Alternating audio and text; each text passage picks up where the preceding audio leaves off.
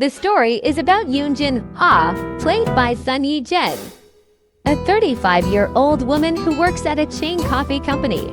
Working as a supervisor means that she has several stores under her supervision that she has to monitor and occasionally inspect. She still lives at her parents' house.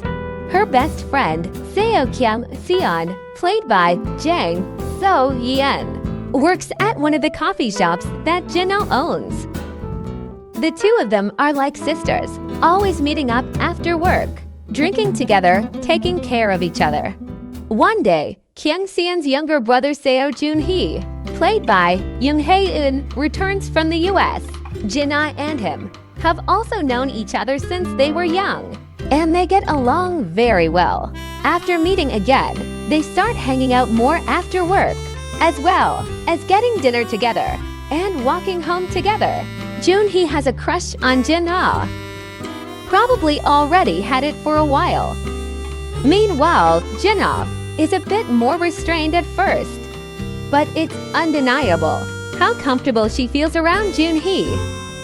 Everything just clicks so well between them, and it also doesn't take that long for her to confirm the feelings between them. But Kyung-seon and Joon-hee have always been welcome. At the Yoon house, Jin Ah moms would always cook for them when they'd visit, and referred to them as her own other children, because Jin Ah and Kyung-seon are best friends, and Joon-hee and Sing-ho are friends. They're all like one big family, and that's how it has always been. So when Jin Ah and Joon-hee start dating, in secret at first, that's one thing to consider. When they're together, everything is perfect. But when they are around other people, Jin Ah definitely tends to care more about what other people are going to think. Jin Ah finally grabs Joon-hee's hand. He's ready to just dive right in. It's a truly heartwarming relationship, and I loved each of these scenes. You can really see all Jin Ah's worries fall off her. When she's with Joon-hee, she enjoys his company so much.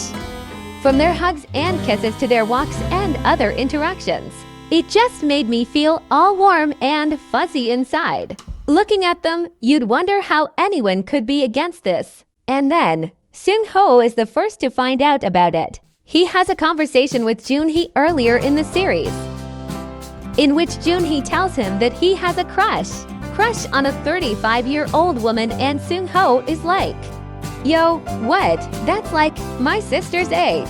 He seems to be kind of disgusted by it at first, but it doesn't take long before he reluctantly accepts it.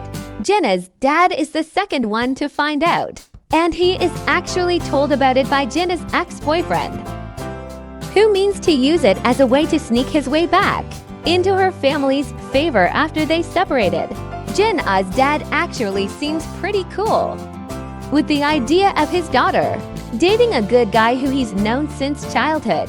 But when Kyung-seon finds out, there is definitely a factor of betrayal in this relationship. But she actually finds out about it when she discovers Joon-hee's sketchbook full of drawings of Jin Ah, one with a lipstick kiss on it. She's pissed about it for a while. Something definitely breaks in their friendship. I don't quite understand why Kyung-seon chose this kind of behavior toward Jin Ah, because she must have known. She never had any malicious intentions towards Joon-hee, but she becomes pretty quick to judge her best friend, immediately accuses her of toying with Joon-hee's feelings. And then there is Jin's mom, the biggest obstacle of them all. She just doesn't want to accept it. The only thing she cares about is for Jin Ah to marry a guy who is from a good wealthy background and who has a good stable financial status. That's probably also why she keeps nagging Jin Ah to make up with her ex-boyfriend even after he cheated on her. And the worst part was that she was horrible to Kyung-seon and Joon-hee after finding out. She had to drag the Seo siblings through the mud, disrespect and look down on them where they stood, telling them they didn't deserve to become a part of their family. Seriously, her mom ruined everything. After going through a lot of shit regarding Jin Ah's mom, Joon-hee suddenly decides to move back to the US and work at his company's branch there again, intending to take Jin Ah with him. This, however, comes at the worst possible time for Jin Ah, since she's just trying to become independent.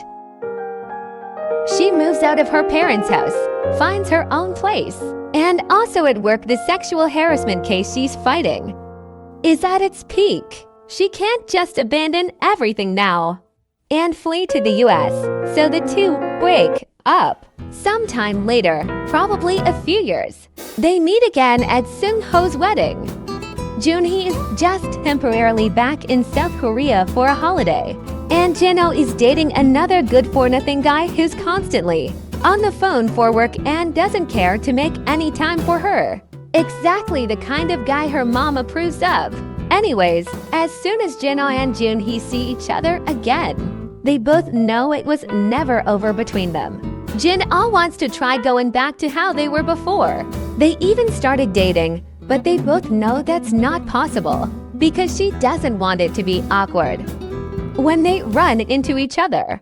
Jin Ah decides to take up an offer from a friend to live with her on Jeju Island and help her out with her coffee business there.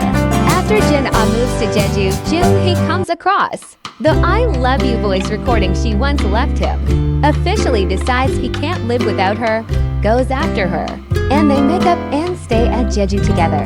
A very happy ending. Something in the Rain is a 2018 South Korean television series. Thanks for watching. Please subscribe to my channel.